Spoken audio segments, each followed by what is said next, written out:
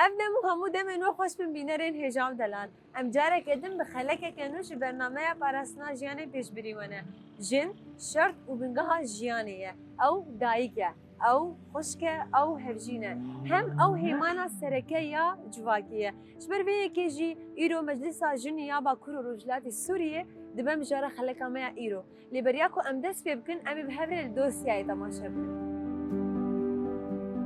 مجلس جن باکوور و رژیلات سوریه ده 2019 ده هات آوا کرن. مجلس جن بلگه‌ای جواکی و استراتژیک که ماف آزادی، آشتی و همبستگی جواکی و سیاسی ده هرمی ده پشتراست بکن. او را جنان سیاست هرمی ده پیشود به. دنواکار و خبات مجلس جن ده هشیار کرنا جواکی لسر مافین جنان جه خوی گرینگ هی بریا جوین آخافتن و چالاکی انوان لدیجی زوردستی و نحقی راوستی دکن و جواکی بربدی گشتنا و کهوی و ریزی و آواد دکن. هروها مجلس جن دواره پروردهی ده چالاکی خبات دکه او شرطین فیربونا پیشکتنا شخصی و خردبونا جنان آفرینه و جنان تشویق دکه کود جیانا جواکی ده رولین خوی چالاک بگرن. مجلس جن یا باکور و رشلات سوریه چهار کمیته سرکه پکتین: کمیته یاسایی، کمیته دستوری، کمیته مدیایی، کمیته دارایی. مجلس جن یکش بنگهن گرینگ این جواکی که عدالتی و دموکراتیکه شبرکو او شرطین پشتاری جنان جیانا جواکی دد آفرینه و جواکی بگشتی به پیش فتخه. تناوات جواکی دشین بریا مجلس خواه دکارن دنگی خواه بدن و با آوایی که چالاک دچار سر کرنا پرسگری کانده پشتار ببین. اف مجلس بخورد کرنا رول و جه جنان و کهوی و ریزدنا و جواکی ده به پیش دخه و شرطین جواکی به هفره آواد که هروها هرکو جن بریا مجلسین خواه بری خستن دیکن جواک شی به هفره خورد به و دیگشتنا و به هفدور زیده دوه. ارمان جاوی اوه کوی گیتیا شنانش هم مو گلین هریمی داکو دنگ و رولین واد سیاستا هریمی دجی ورن نشاندان.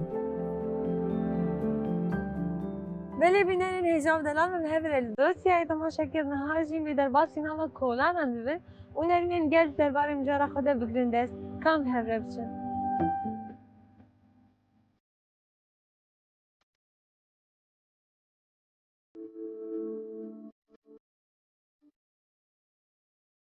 دماش دم باش ورجی چاوایس صاورة بي هون شاوانه چاویس بس امکان تناسب از لیلا حسومه ریو بریا کنگره ساره هلیلیه من هوا لیلا هم خوازن بطرا ناس بکن کارو خواتي مجلس عشان چاواد بي براستی وقتا مجلس هاتی آواکرین کارو خباتی وینا گلکی باشه گلکی پیشکتیه گلکی سرکفتیه و همه يعني جبو حمو جناية يعني كارو خباتي تكرن براسي جبو جناية جنجي جبو خبيش بخينة اما دوی مجلسی ده کارو خباتی خودکی ام جی براستی ام سرکفتنی جوی مجلسی را دخوازن مجلسی کی گله کی رومته مجلسی کی گله کی جبو جنادکی و ام سپاسیاوی مجلسی دکن سپاس گلک سپاس ساعت خوش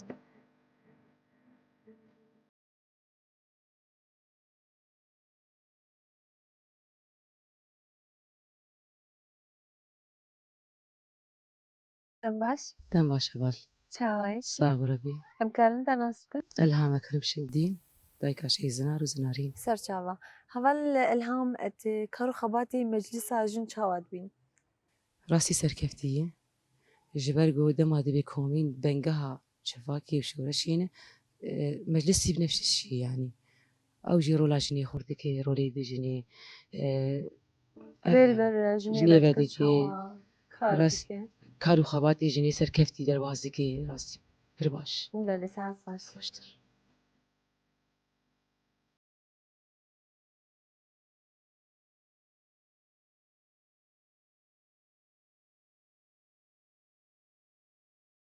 دم باش دم باش حواله چاوای باش الحمد لله تساوي امکان تناسب لاغيت بخير نافمه نايف از دامك بلديمه نايف لوقو سر چاوا جابت ليش خالو کارو خواتي مجلس عشان چاواد بين ايرو روك ام دبيزن وام دبيلن كاركي قركي باشر كاركي باش جنيدك طبعا او كارايا قركي ام بيرازينه وام دخازن هيجي شيتر هيجي باشتر ببن كارو خباتي وسركفتي بيه قرقي قنجة سركبتي وقرقي قنجة. تمام ساعات كويس أهلا وسهلا سرسب.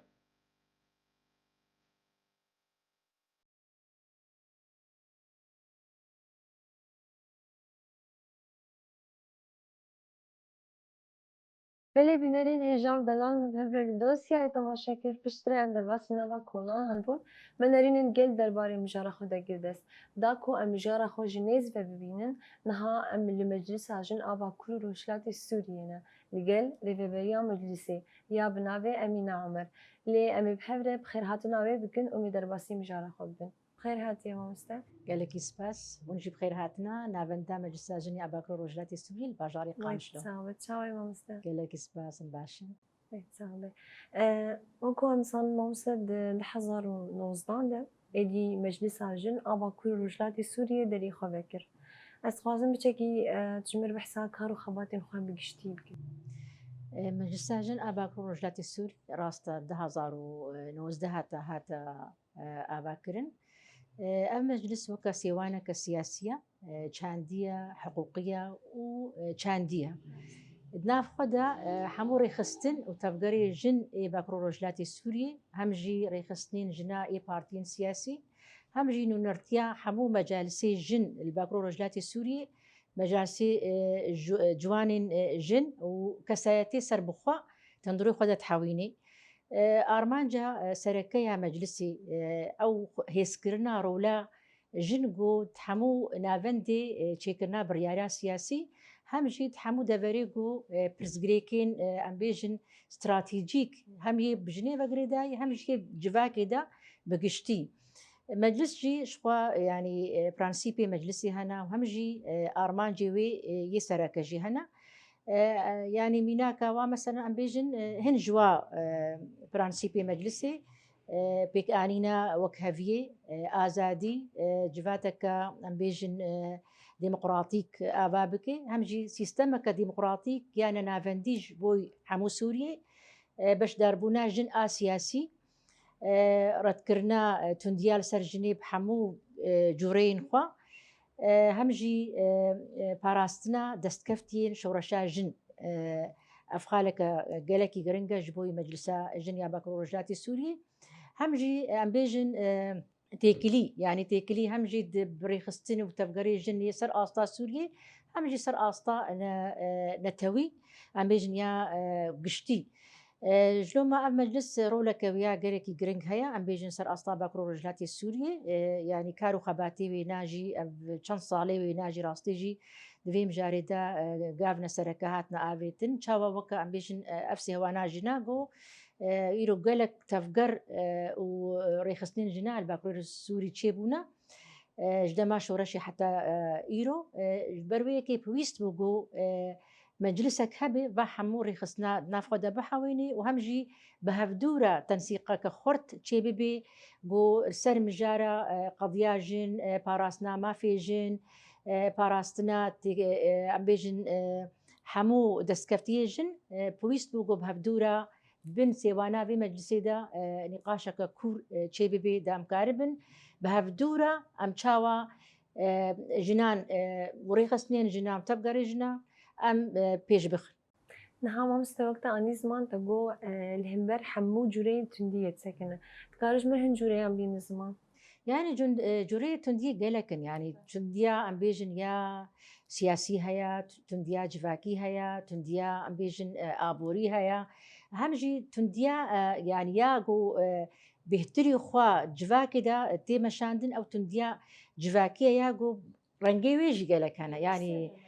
يعني أوجي بقريداي بذهنية جفاكيفا بعادات وتقاليد جفاكيفا همجي قريداي خويا بتنديا سياسي بياغو هر ريجيم ادنا جفاكي دا بلاف دكيغو تشاوا أو عرف وعاداتي جفاكي ينباش يغو هر الجن يعني نزيكاتي واجنيرة وكا أمبيجن كسايتك بماف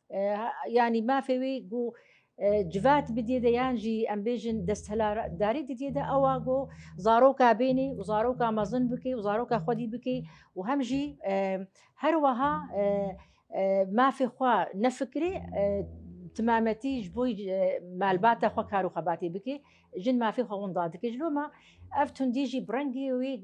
em bêjin yê fîzîkî çê dibê lêdanê çê dibê carna kuştinê çê dibê carna tecawuzê çê dibê yani hem jî birxê heqûqî got mafê jinê heqûqî tunena yani her wiha em bînin meselen zewaca pir zewac heye ya temenî biçûk heye tundîka mumenhec ser jinê heye hem jî yani tundiya bi axaftin heye axaftina ne baş ser jina yani ya siyasiya me got meselen mafê wî siyasî tuneya kota jina tuneya got tev beşdarî em bêjin çareserî yan jî emeliya siyasî bibe yan jî cihê em bêjin giring dewletê de xwe bi cih bike meselen mecalisê wê hikûmetê de yan jî parleman de ev hemû yani îro heta îro dema îro jî ev tundî her ser jinê dimeşê yani ji me gelek cûreyê wê hene rastî jî em weke Meclisa Jiniya Bakrojatê Sûrî em kar û xebatê dikin got jin beşdarî emeliya siyasî bibe û ev cûreyê tundî em ser jinê rakin ev jî diriya tewiyê de yani civakê de diriya em bêjin hemû rêxistinên jina çawan bi hevdûra em karekî hevbeş bikin got em karibin bê tundiyê biseknênin û em civateka rastî jî bê tundî em ava bikin. بله هەمامۆستا دەگوت بێتری خوا زەواجا بچووک یعنی ئەف کەسێک گوتەمەن بچووک زەوجن ئێدی گەلێک پرسگیرەیەکە بوارە چێت مش بەر هین ئەو دبێژێ ئەو عقلێوە هینا ینی ژێرە دەبێ هین دەبێ بچەکی مەستر ببن و ژیانێ بین حتا کۆتێکە بن وێ فەرقێدە ئەف سەدەم چییە ولۆ ئەس گەلێک دبینم یعنی نها دختێمەی نهادە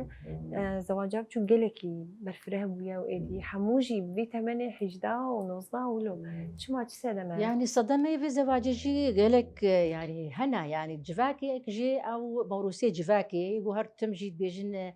يعني جنين عمري بتوجك دا أموابزة وجينن أميج برزقريكي وخلاص ببنيان جي مال بعد بيجن دقنا سري شي تشينا بوقتي جو جنين جوان دمالي دهبن أمي خلاص بكن أمي وابزة وجينن دقنا أمنا راجنا باري وراسي جي أفقالك جفاكي دهيا أف موروسك جفاكية يتشاندية جفاكا ما دهيا ليبلي يعني بهتري خوا ام بيجن اسلامي داش برجو جباتا ماجي بهتري خوا سر ام بيجن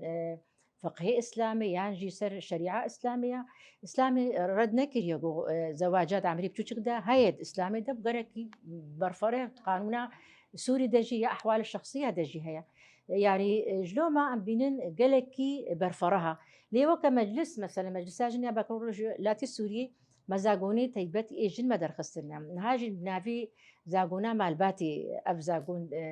يعني سرع عردي هيا لي بليش يعني تشاوا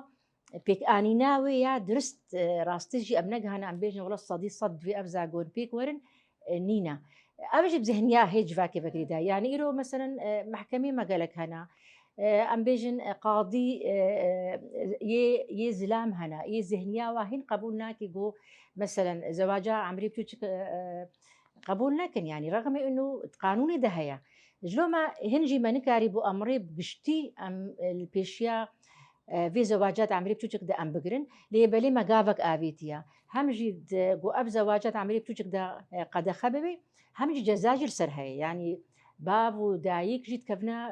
حبسي ده جزاي وهنا حتى جو اف شيخ يعني جي ملايا جو بي زواجي قيدكي او جي جزاي وهي جلو ما يعني وقتي جو زاغون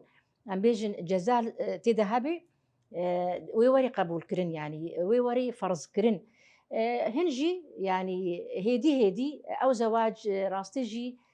جواكي دا ام ولو وكذا ما بري ده صاله نمايا لبلي بشارتي تشيد بي يعني مخابن بشارتي تشيد بي جبرجو شوباندنا بيك انينا زاغوني كيما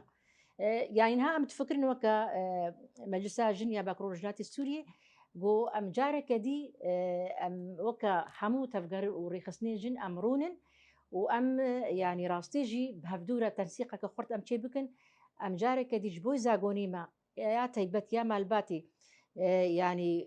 ورن بيك انين دويم غافك دي بابيج راستی گاوه که پر پیش کنتی دوید جوان که دگاوه کلو بی آویتن جبو حتی گونه فرس کرن او ذهنیت بابک سالاری جمعه هین عادات و تقالید برش برویه که ولی ما استنها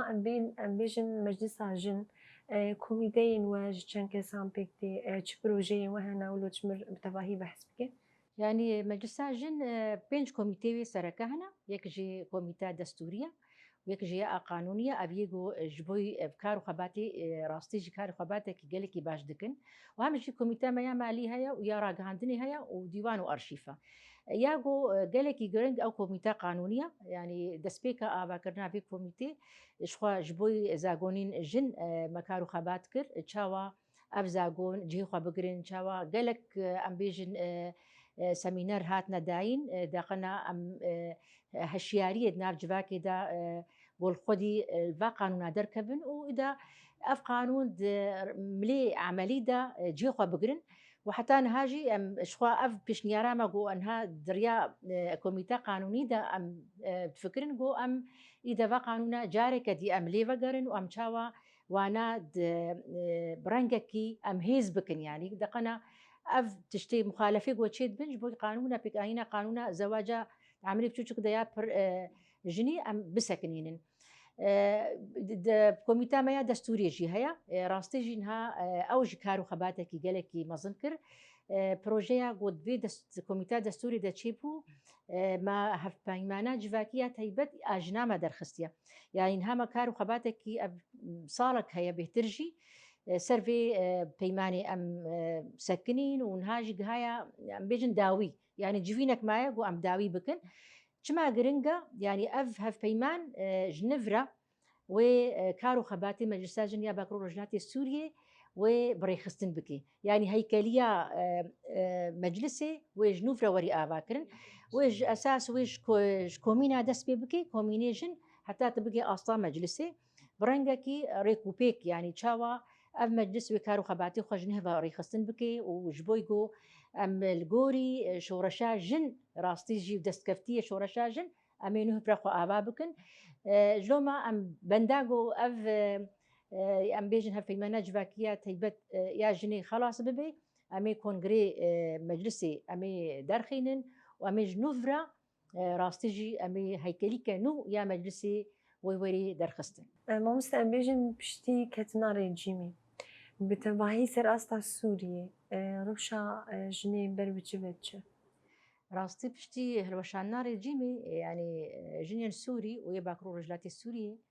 يعني هيفي ما هابون جوهارتنا كديمقراطيك اجدير سوري تشي ببي لي بشتي دمكي مديت يعني تشتك تشي نبوي نه يعني راستي جي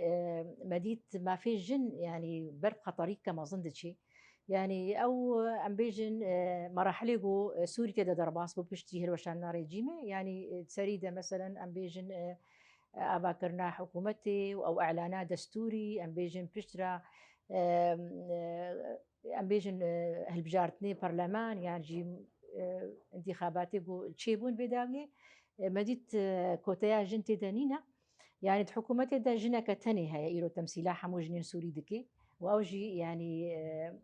وزيرة أم بيجن يا كاروباري جواكيا يعني إيرو أف تمثيلا خودكي تمثيلا جنين سوري ناكي ام بيجن برلمان دا صدي ايرو سيسيا تمثيلا جنين سوري دكي وابجي هندكا يعني تجارة جن مكاربي ويباراستنا ما في خود هندروي برلمان سوري دا بكيش برغو كسك دستك نادي دا وجنتي دا تننا همجي حمو مثلا اعلان الدستوري دركت اعلان الدستوري دا تماف ندانا جنا يعني ايرو ما يعني خالك تني هابو او جي نب ما في جن رجري دايبو نب ما في سياسي نب رولا جنا سوريا جوج ده هزار يا زهد حتى دمائر وقالك قربانية ما زندان أو تخالي جو ما في جن جه بكيد أم بيجن إعلانات دستوري ده تنبو أم بيجن زيدي هشتيجني حتى إيرو هي مصيري وانا نخويا أنا هاتنا رفاندن هاتنا تجاوز كرن همجي هيك رياري جو سريجناتنا كرن أم بيجن ده هرمي داگر كري دا يرو العفريني تشاوا هي جنتينا كشتن هي جنتينا رافاندن جلو ما عم بينن وجن بشداري عمليات سياسية نبو ام بيجن تقو هارتن تشي نبو جبوي بيش خستنا ما في جن جنن سوري تبلي عمليات سياسية ببي بشداري جهي نافندي تشيكرنا بريارا ببي يرو جن فح حمو دفرا يرو هاتيا دور خستن جلو ما عم بيجن ما في جن يرو خطري كما ظنديا وكجن باكرو رجلاتي السوري هالوستي مجي راستي جي خورت كنت بمجاري دا ما يعني كونفرانسا كجلكي مظن ما درخست نيزي بين صد شصد جن ينو نري نرتياغو مجالس جن دكن ام بيجن بارتيين سياسي ام بيجن ريخستم تبقاري جن باكرو رجلاتي السورية دور دا ما خستكي خوا دانا خويا كرن جبوي سوريا كنه سوريا كنه نافندي سوريا كقوم في جنا بباريزي دوا داخوازي مدجي جو جن بجداري عمليات سياسي ببي جن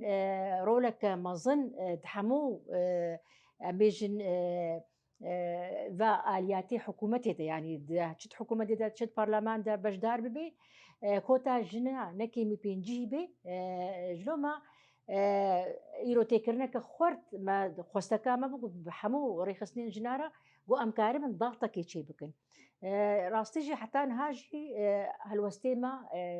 اون جو سوريا بفيرنجيها ايرو تما في جنانا باريزي چه انجام جوی پروژه‌یان ام بیجن جواب جداربونا بگشتی و چه انجام جدی هي بداوي نبويا هي امدرونين بروجا ما بردوامه يعني نخيا انه تنجام ملو لا امي يعني باش تقوم خلاص بكن شخوا امي اعلان بكن امي بيجن يعني انه افرا وشاكو ايرو جن سوريا تيدا درباس بين ناي قبول كرن جبرغو نلغوري برخدانيا جنا نلغوري تكوشينا جنا سر آستا سوري بچ سر آستا بكرو رجلات سوري بي يعني راستجي خطريك قالك ما ظن هيا يعني وي باندوري سر آستا بكرو رجلات سوري جيبكي يعني جنن بكرو رجلات سوري شورشك دا درباس بونا حتى ايرو اف شورش بردوامه قالك ام بيجن دست كفتي بجه كرن ايرو ام با دست كفتي خد باريزن جبرغو روشا سوري راستجي نديارا وبرب شفدتشي برغو قالك هين برزجريك سوريا هنا هي شارة سري نهاتي دار خستن يعني او هي فياغو مدغو هلوش عندنا ريجي ميرا وسوريا كنهوري اباكرن راستجي تشي نبو نجبو جنات هني جبو حمو بكاتي سوري جلو ما دنها جبوي جنان جبوي حمو بكاتيا راستجي روش نزلالا وهروها خطاريك هيا سر ما في جناجي سر ما في بكاتياش ما مستتكليو بدربر هنا ياما يعني تيكليه ما وكمجلس نها حمو امبيجن سر استا سوري هنا مثلا السويدا جنين السويدا جنين ساحلي سوري هنا الهندرو الشامي وهنا سر استا درفجي هنا تيكلي ما تشيكرنا بس نسروي استا امبيجن تيكلينا خورتن إيصا شوا شاندك بنابي جنين باكرو رجلاتي السوري ما أمشونا جدربا ناف شاندي دبوم قالكي باش براستي جي وقتي جو تجربة مجلسا جن يعني جي تجربة جن باكرو رجلاتي السوري مجوارة شيروبا ذكر ما في جن بيجن رولا جن هم بشي سياسي دا هم بشي قانوني دا هم بشي إجواكي دا بشي لشكري دا ورنجا في تجربة يعني حمو أم بيجن بيكهاتين جن دوي مجلس دهنا وبهفدورة جي راستي جي شاندا قوتشويجي يعني بينج جهة تمثيل ذكر وجنين كرد بون عرب بون سوريان بون الور قالكي كيف خش بون بتجربة جو إيرو يا جن يا جو الباكرو رجلاتي السوري وشورشا جن راستي دقو جارية كمينة أم شاندك جن أم بينن مير بيشانديرا نينن وشاندك رنجا فونجهانا آستك قالكي باش جو ونهفدو قبول دكن جبوي ما في جن ونكارو خباتك بهفدورة دكن جلو ما دستك أم ددنوا جو سرفي آستا باكرو رجلاتي السوري ونشاوا ونجهانا آستك جو تمثيلها جن إيرو حمودة فرادة يعني شكومين بقرا حتى مجلسة أم بيجن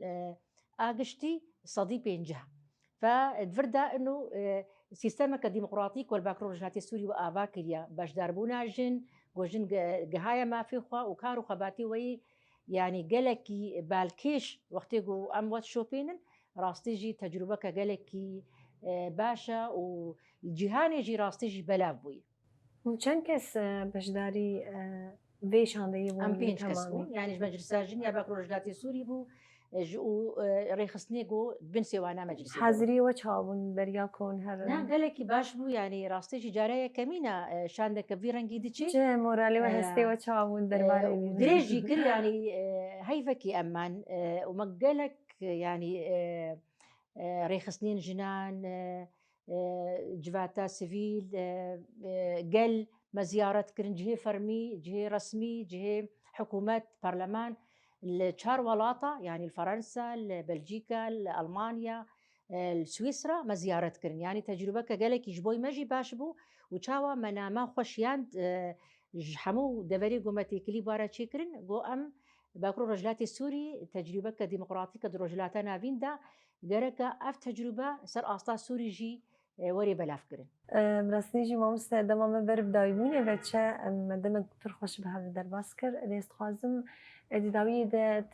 الگوری و من کاری خود چاواد نرخين يعني في كان صار شيبون كارو خباتي مجلس ساجني أباكرو رجلات السوري يعني أدبينم كاركي جرينجا جبويجو تنسيقك خورتنا برا ريخستن تبقري جن الباكرو رجلات السوري تشيدبي يعني ما قلت سريدة جي وكا سيوانيا برلمان جبوي حموجنا يعني تش برزغريكا جنان هبين أم جبوي با برزغريكا أم الهبدود الجفن وأم برياري بهبدولة ددن يعني بريارك قشتي جبوي با برزغريكا أم دردخن هم جي جبوي بيش روجا جن أم تفكرين وقتي جو أم دخوازن أمي تش خستكي مدما بيش أمي جبوي جنا أمي تش بكن ديسا أم الهبدود الجفن وأم بريارا هفبش أم دردخن جبوي جنا جبوي خورت كرنا جنا جبوي بجه كرنا ما في جنا راستيجي تنسيقا مجلسي قالك خورتا باندامي ويراج برقو حمو ايرو ريخستن نونارتيوا هند هندوري مجلسي ده تنسيقا قالك خورت هيا دمناسبي سركه هند صاليدا بويرا ام بهبدورا دجفن يعني ايرو بلاتفورما ما ياهف بش يا شالاكيا هيا يا جنال باكرو رجلاتي السوري او جي قريداي مجلس جنا دور ده مثلا دجناجني هشتي آداري بيستو بينجي مجداري رجاء جيهاني يا الدجي شدتار سرجني دفهردو روجان دا ام حملكي تشيدكن بهفدورا كارو خباتي هفبش ام تشيدكن يعني دور دا ام جيفينا كي تشيدكن يا بلاتفورمي وام بيجن حملي دا امي تشب ويستا يعني ايصال جبوي في مجاري ام تشبكن يعني جوري روشاجو هي دور ده ام برياري ددن ام بالكي ام بالي دكشين سر تشتي قود في مرحله ده هي يعني مثلا ايصال اجبوي ما في جنا هشتي اداري جنا جنيبو روجا جهانيه جنيبو اجبوي جنا ام تشبكن ما بالكيش بالكشان سر ما في جن سوريا ده ايرو سوري برب تشدد تشي غيرك جن بجداري عمليات سياسيه ببي غيرك جن تحمو كوميتا ده حاضر ببي غيرك جن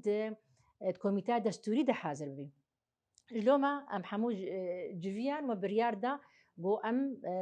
ام جارامة حملامة سرفي اساسي ببي بله ماموستا گلک سپاس گوتنک داوی هبه هگرت ویشش بام داوی بکن سباسي جبوي وا ويعني جبوي حمو جنا ام سركفتي تخواز سلام ماموستا گلک سپاس بله بینرین مال برشی امدیکیشن داوی خلق آخوا براستی مدام که پر خوش به ماموستا را در باس کرد حتی خلقی که نو ببینن دنوا خیر و خوشیه ده